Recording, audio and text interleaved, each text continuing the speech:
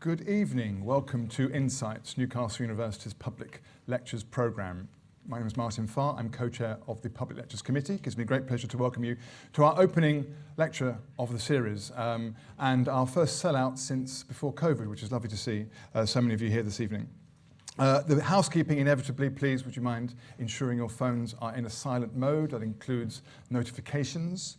There's no fire drill expected, so in the event of a fire alarm, please come and join us in the car park outside. We have an overspill room where people are watching just down the corridor.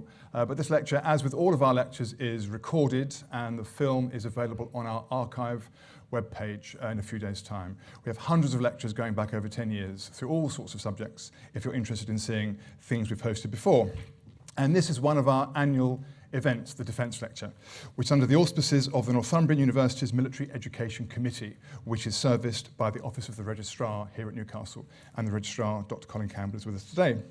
It's worth pointing out, because I was reminded in the car earlier, that Newcastle apparently sends more cadets to Sandhurst than any other university in the country. So it's a very thriving and active committee, and we can see many of our cadets here this evening.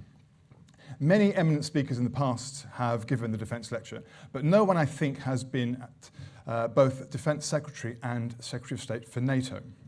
We never had Lord Carrington, I don't think, but we have this evening someone who's been both elected in 1978 to the House of Commons in a by-election. Within 2 years, he was on the front bench of Labour in opposition, 18 long years in opposition, speaking first on defence, then on foreign affairs for 13 years. He became Defence Secretary in 1997 when Labour won the election in May.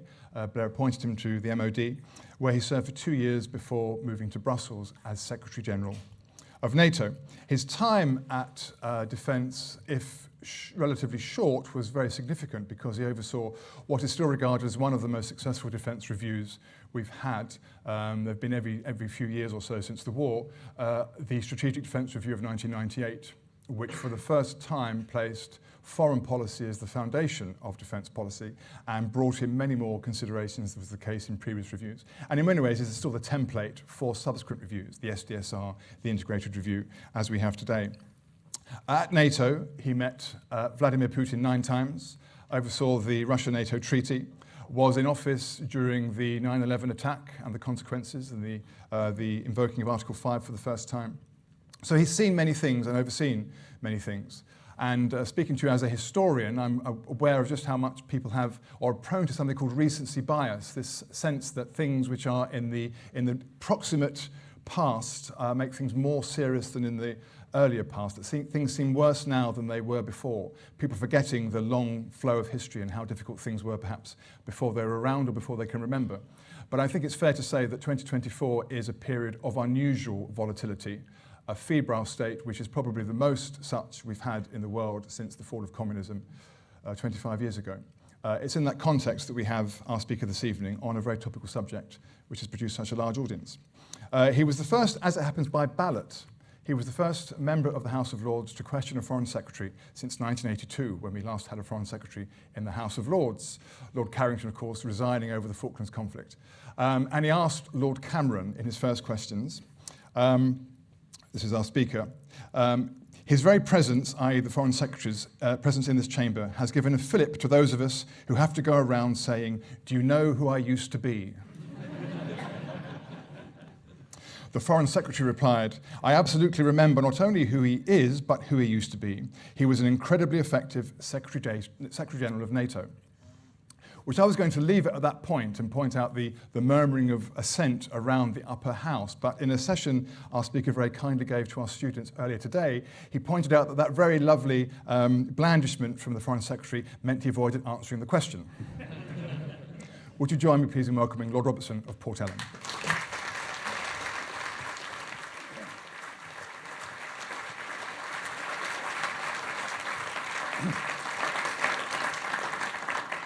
Thank you very much for that warm welcome, and it's very nice to be back in Newcastle after 23 years when I was last here, and I'm glad that this time nobody tried to throw a custard pie in my face, which was what the welcoming crowd did the last time as well. But anyway, that's a very warm tribute at the beginning. And when you get to this stage in life, one of the benefits is that you get your obituary before you're dead. But it's very nice to be back here and to hear your past in front of you. Now, the title this evening is an intriguing one, which I thought up and eventually had to remind myself of, because this audience is made up of people who are very, very lucky to be alive today. All of us are very lucky to be living in this age. We may see problems on the horizon, and there are plenty of them, many challenges and many dangers, some of which I'm going to tell you about. But at the same time, we are remarkably fortunate to be alive and active at this time. The world is better fed, better educated, better sheltered, better clothed, better traveled, better connected, better vaccinated than at any other time in human history. And that is a simple fact of life. More people today in the world are dying of suicide than are dying from all the wars and all the homicides put together. And there are more people in the world today dying from overeating than from starvation. So we are remarkably lucky.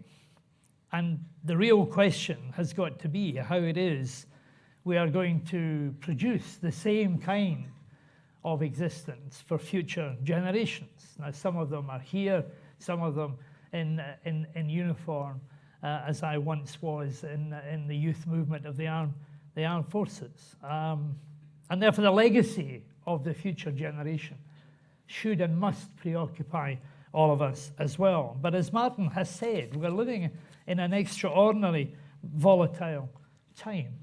And I want to, without the use of any slides, because I hate slides and PowerPoint with a passion, is to take you on my description of the world today through the 6 V's. The volatility of events that we are living through, combined with the velocity of change unprecedented in world history, which has combined to lead to vulnerabilities, some of them very new and quite dangerous as well. And all of that happening when values that we have grown used to and lived with and have underpinned our societies are actually under threat.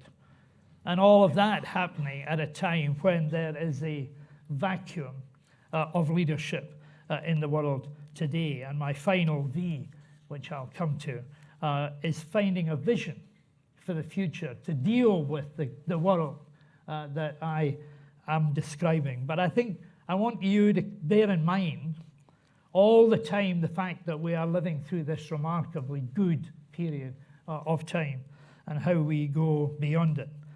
The volatility of events doesn't really need to be underlined. The last few years, the combination of, for us, of the pandemic, the invasion of Ukraine, and the Brexit, the pandemic, and Ukraine, 3 massive fundamental shifts and changes in our life. And now, just when we've sort of accommodated that in our thinking, comes the October the 7th attack by Hamas on the state of Israel as well. Now, it is quite possible, but there may be historians who can contradict me, that we're living through a period that is of such turbulence that is probably unprecedented in history as well. If you look in the past few years, only the past few years, even the 30 years that our Prime Minister said was the sign of decline and decay in the country, though he seemed to forget that his party had been in power for large chunks of that period. But you know, the surprises that have taken us all out of left field, the the collapse of the Berlin Wall and the end of the Soviet Union, the financial crisis of 2008, the Arab Spring, the Icelandic volcano, the Fukushima nuclear power station and the Japanese tsunami, the 9/11 attacks on the United States, the rise, first of all, and then the fall of ISIS, the so-called Islamic State, the annexation of Crimea, and then the migrant surge that we saw in the 90s. What about the civil war in Syria, the chaos in Libya, the horrors of Bosnia, the invasion of Iraq? That's quite a catalogue, and it's not comprehensive.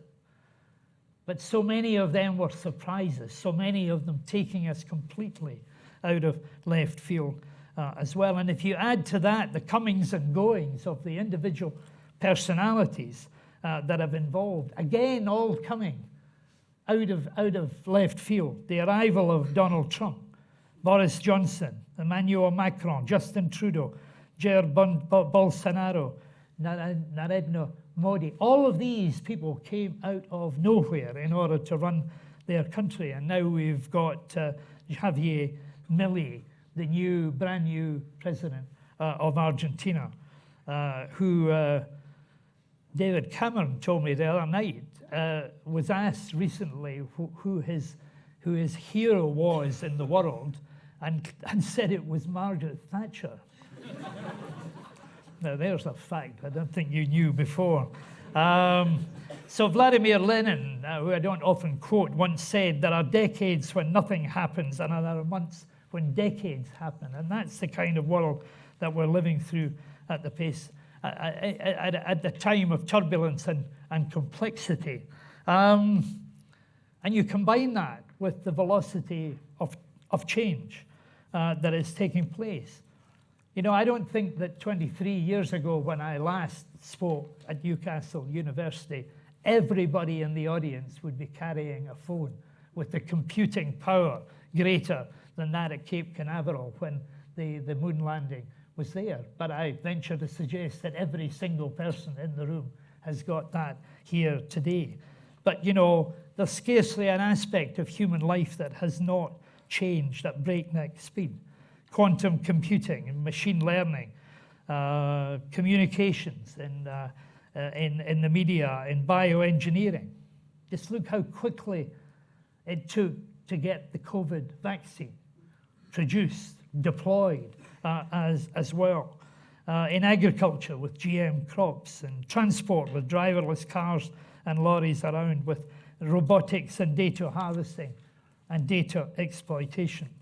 A friend of mine who runs a little think tank called the International Futures Forum, I think, put it really, really well. He said, "These are powerful times in which the world we've created has outstripped our capacity to understand it."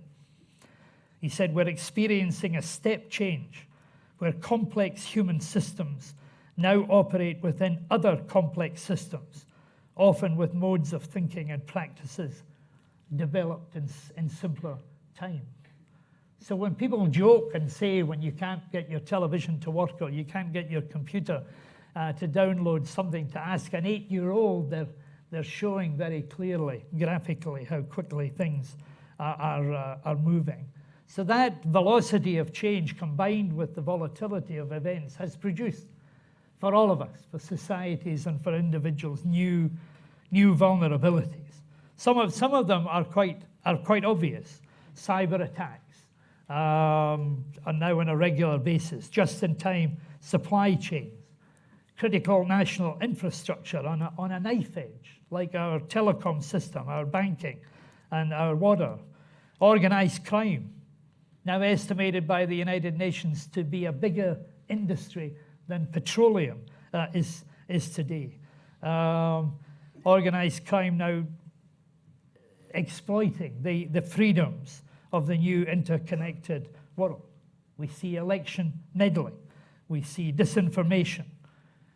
Military hardware, the development of military hardware, we're seeing now almost daily on our screens is being replaced by the grey zone, the cyber world. using cyber bots, extraterritorial assassinations, sabotage, chemical and radiological weapons proliferating. And we can see now, and it worries me personally, of what can happen in the biological weapons area. One little virus, COVID-19, paralyzed our society and many societies throughout the world, saved only by the development of very quickly of a vaccine. Just imagine in these private, unregulated laboratories across the world where there are people developing viruses of a whole variety of very nasty means as well. So warfare itself has changed. We're seeing that today in Ukraine. Hypersonic missiles, directed energy weapons, armed drones, 3D gun manufacture. War without any rules, without any Geneva Conventions. Overnight, and you would see on the BBC website this evening the film of a Russian battleship sunk by the Ukrainians using sea drones as well.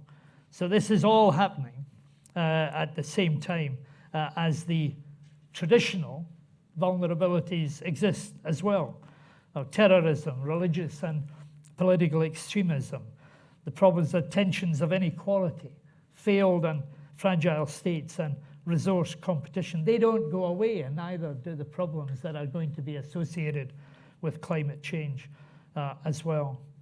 So if that wasn't enough to depress you, the assault on the values that we have come to enjoy is under siege.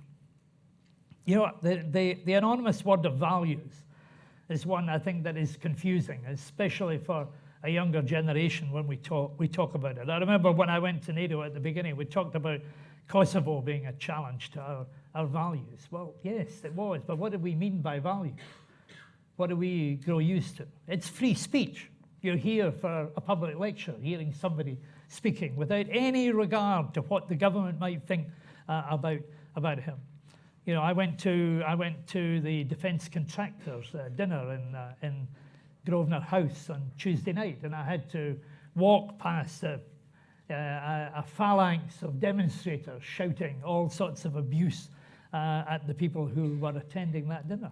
And I felt like stopping, but I restrained myself, was to say they would not be doing that in Moscow today.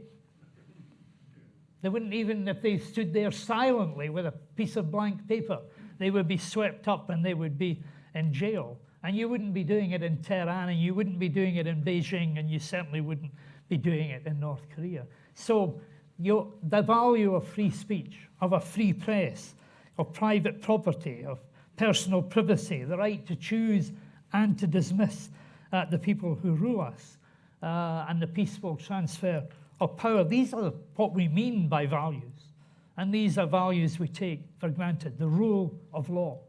And yet there are countries, some of them who claim to be democratic, who are challenging the right to appoint judges. They're replaced or they're manipulated. Elections are compromised or even challenged. And identity is beginning to triumph over philosophy or ideology. So even in countries as liberal as Hungary or previously in Poland, the challenge to some of these values is undergoing at the present time. So then you come on to my next V, which is the vacuum of leadership.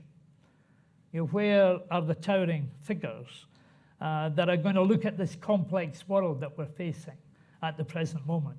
That turmoil in the Middle East, with all the interchanges that are taking place there with Iran, Saudi Arabia, Hamas, the Hezbollah, the Egyptians, the Red Sea, the Houthis, and the rest of it. Where are the commanding figures there as well? Where are the people like the architects of the Bretton Woods agreements, which gave us the UN, the IMF, the World Bank, NATO, the European Union. All of those people who said never again, but didn't just say never again, they created the institutions that we have now taken for granted as being the pillars of the democratic, liberal democratic world that we have today. Since that settlement, the Bretton Woods settlement, that set them all up, there's only been 2 new organizations at a global level that have been created. The G20 came out of the financial crisis of 2008, and the WTO came out of the General Agreement on Tariff and Trade, the World Trade Organization. These are the only 2. I can't think of any other organization that has been created, despite the fact that the world has changed and been transformed over all of these years as well. And I got a quote from Barack Obama, the gentleman in the audience who doorstepped me as I come in there without the custard pie, was making a point. Barack Obama, a great American president. And he said this: "What is troubling is the gap between the magnitude of the challenges and the smallness of our politics, our seeming inability to build a working consensus to tackle any big problem." So there are huge problems, like climate change and the drive to net zero, or aging populations in advanced countries and exploding populations in developing countries. Migration flows, which are being driven by inequality and extreme weather and rising water levels. The rise of China and the impact of its grand strategy on needy societies in the world. The challenge of space, of the Arctic, which the International Affairs Committee of the House of Lords has just published a report on, and an eye-opening report for some of us who thought that we knew quite a bit about it. So we seem to have lost the strategic patience to look beyond current electoral cycles and look to what future generations need and must have in the future. So the world has changed out of all recognition, and yet we seem incapable of grabbing hold of it as well.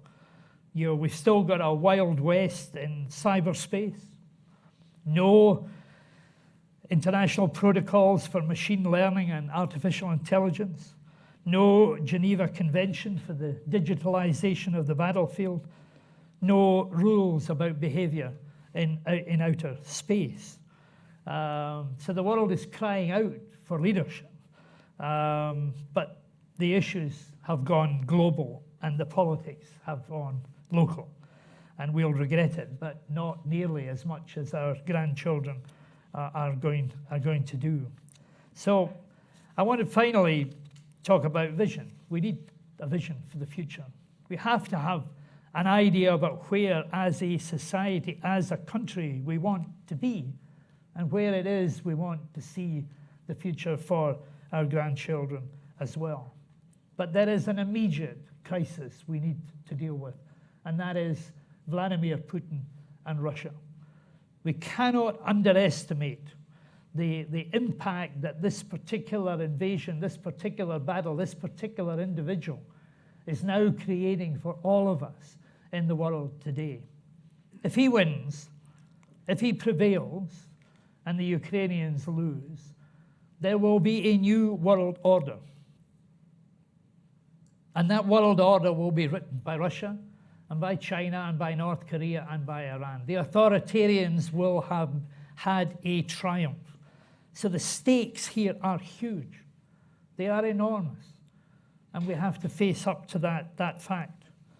And we need to confront it as well. I stood, as Martin said, with Vladimir Putin on the 28th of May, 2002, 22 years ago, at the press conference after the NATO-Russia summit. Stood side by side, and I heard him saying, the interpreter was telling me, he was saying, Ukraine is an independent, sovereign nation state, and it will choose its own path to peace and prosperity. And 22 years later, he tells us it's not a nation state. It doesn't deserve to exist. It must be destroyed. It must be intimidated and incorporated into this grand idea. But that day, there was no messing, no ambiguity, no mistake. But now a messianic view has taken over, and he threatens all of us, all of us. And when they fight against him and fight for their country and for their lives and for their own territory, they fight for us as well and for our future too as well. Now, he's going around saying that there are international agreements, but they were all broken by the West. He claims that Gorbachev was tricked and was told that NATO would not move an inch beyond Germany at the end of the Cold War. He claims that Yeltsin was probably drunk when he agreed to the Budapest Memorandum and to the Helsinki Accords and the rest of it.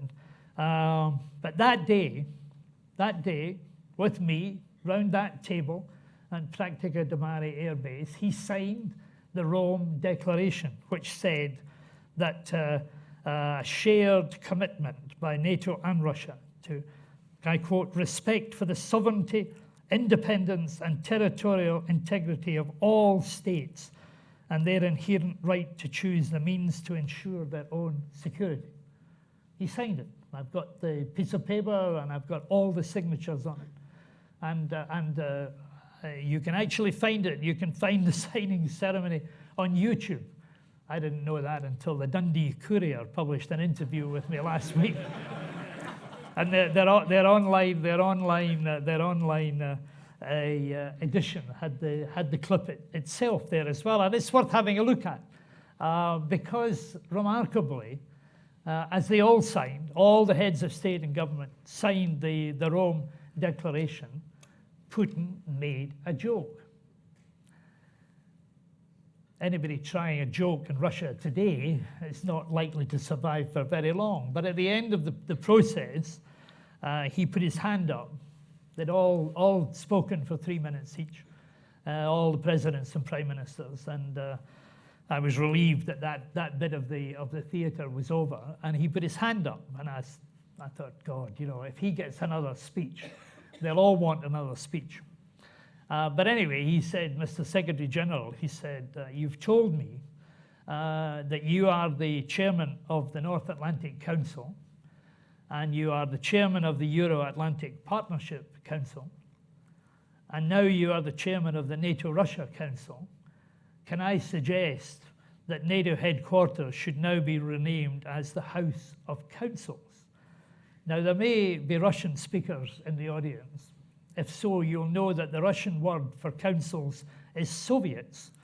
And the interpreter was in every sort of ear was saying, I suggest that NATO headquarters should be called the House of Soviets, And I said, I declare that as a joke. And everybody laughed. But that's maybe the last time that Vladimir Putin had a joke as well, too. And now Ukraine is in their grasp. And one man made that decision. I've got some good information. I spoke to a member of his Security Council not long before the invasion took place. And he certainly didn't know that the invasion was going to happen. So one man made that decision to go in, and one man can make the decision to come out. And it must be our job and our function now to persuade that one man that they cannot win and that they need to come out in order to rescue Russia and rescue the rest of us as well. Now, people say, well, yeah, it sounds very good.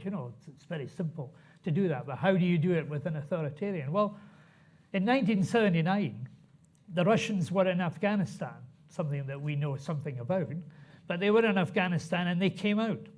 The Politburo and Gorbachev decided they weren't winning. They were losing money and they were losing young people at a horrendous rate. So they decided they were going to leave Afghanistan. There was no off-ramp. There was no negotiation. There was no compromises. No peace deal. They just came out. And that is what we need to do.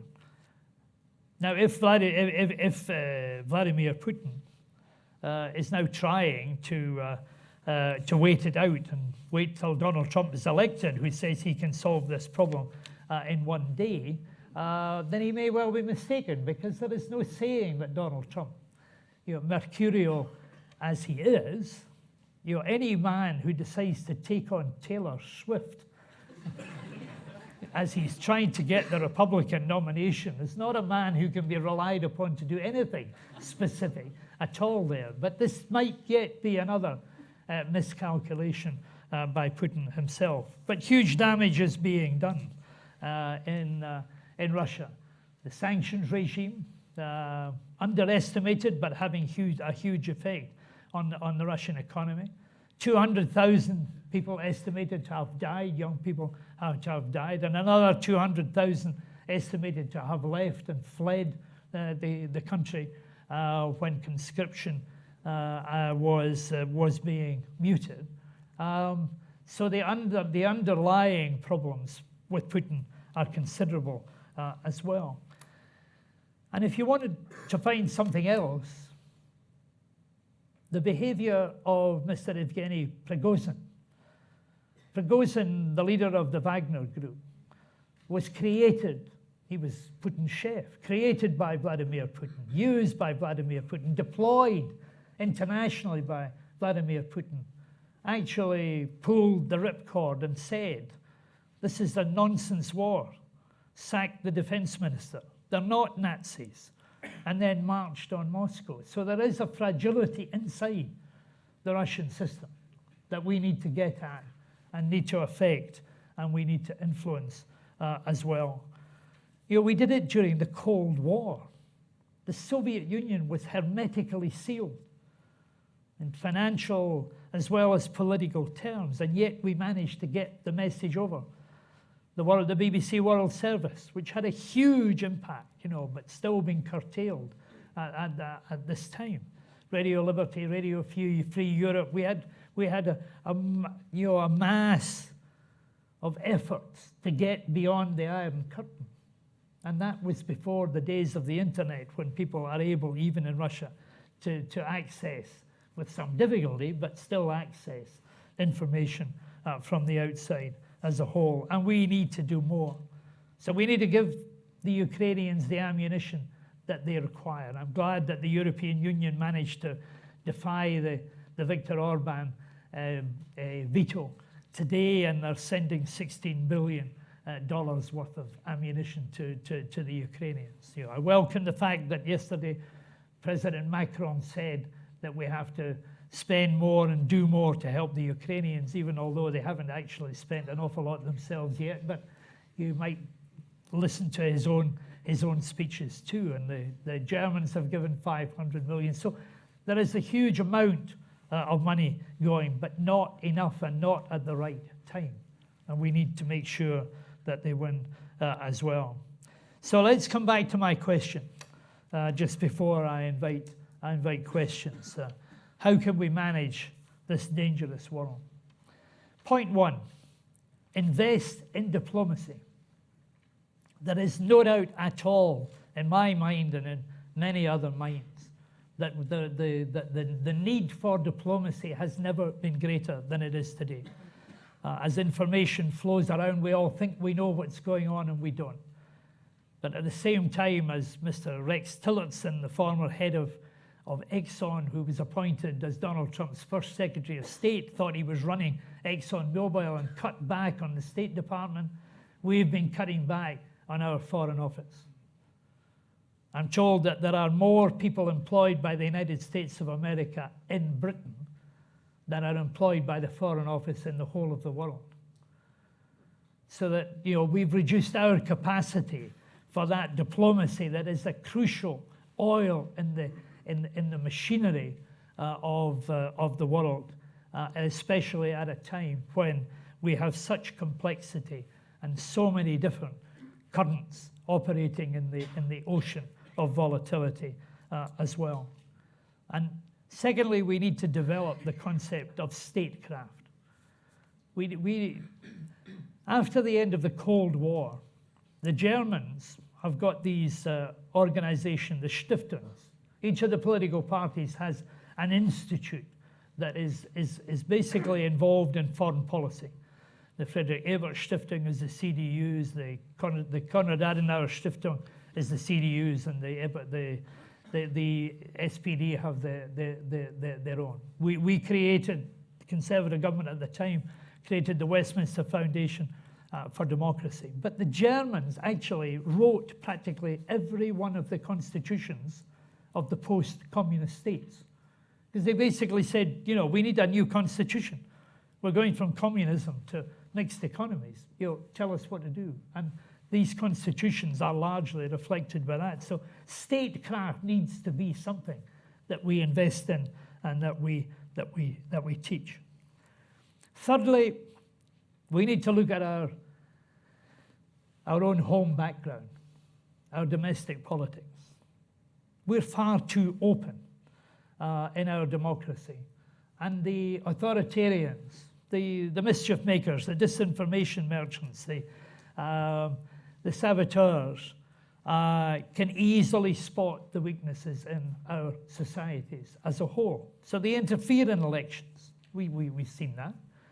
You know, the leader, the last leader but one of the Scottish National Party, when he retired, went on to do a program on Russia Today, hired by the Russians in order to appear on that. And there are other subtler ways in which they're getting involved. Our Prime Minister, rightly, and I congratulated them for it, gave $2.5 billion worth of military equipment, promised it to the Ukrainians the weekend before last when he visited Kiev. But yet every day the City of London is turning over billions of dollars of Russian and other dirty money as well. So we're leaving ourselves exposed to those who would undermine our democracy and our democratic institutions at the same time as we're proclaiming that we are opposed to them as well. So the exploitation of open societies is something that we need to guard against. Now, General Saunders, set hairs running last week by saying that the whole nation should be involved in defence and not just the armed forces, and I thoroughly agree with that point. It sort of then developed into an argument about conscription, which is not what he said, and even the subsequent speech that he made today suggesting that gap year students spend a month in the army, again, is the subject of some degree of scrutiny, because it would simply soak up a lot of the professionals. And I know there's a lot of military officers and retired military officers in this audience as well who would subscribe to the idea that conscription actually weakens your armed forces rather than strengthens them as well. But what he was saying, the message behind it was the whole country needs to be involved in the defence of the nation. We can't contract out the defence of the United Kingdom simply to our armed forces. That's not enough, because they can only deal with one level of threat to our free societies. They can't deal with all of it. So we need a whole of society approach where everybody is engaged, everybody is involved, and everybody knows what they need to do. Fourthly, we need to review, reform, modernize existing institutions. So many of the institutions like NATO, the European Union, the IMF, the World Bank and all of that are still basically in the form that was created after the Second World War. That's why we can't contemplate a tribunal to deal with the war crimes in Ukraine, because it would require the United Nations to do it, and the Russians have got a veto in the Security Council, so that can't be done as well. So reforming institutions and bringing them up to date becomes a bit of a priority. And of course, the other thing we need to do, and that's the oldest lesson in the book, we prepare for the worst and we hope for the best. But preparing is the key to that as well. But more than anything, we need to recognize that the world that we have inherited with all its benefits and all of its progress is not some guaranteed birthright. It's got to be worked on, and it's got to be protected, and it's got to be handed on in a better state than we found it. And frankly, I say if we care enough, if we're determined enough, if we're far-sighted enough, civilized enough, and globally conscious enough, and bold enough too, then we can and we must be able to manage the problems that we face in the world today. Thank you for your attention.